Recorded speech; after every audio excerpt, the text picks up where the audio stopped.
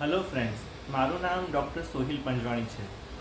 સુરતના વરાછા વિસ્તારમાં હું છેલ્લા 16 વર્ષથી પ્રેક્ટિસ કરી રહ્યો છું.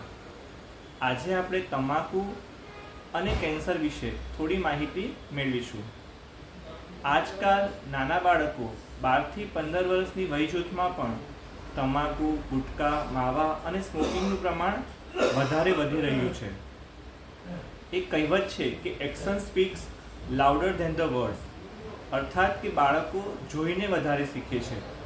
માવિત્રો પોતાના બાળકોને તમાકુનું સેવન ન કરવું જોઈએ એવી આદતો પાડવા માટે સલાહ તો આપે છે, પરંતુ અગર માવિત્રો પોતે જ તેના બંધાણી છે, માવિત્રો પોતે જો માવા ગુટખાનું વ્યસન કરી રહ્યા છે, તો 70% ચાન્સ છે કે જ્યારે બાળકોની વય વધશે, તેઓ મોટા થશે, ત્યારે પોતે પણ વ્યસનના બંધાણી થઈ જશે.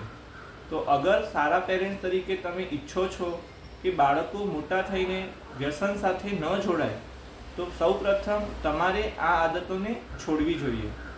નેક્સ્ટ વિડીયોમાં આપણે કેન્સર માટેના શું લક્ષણો હોય છે તેના વિશે થોડી માહિતી મેળવીશું.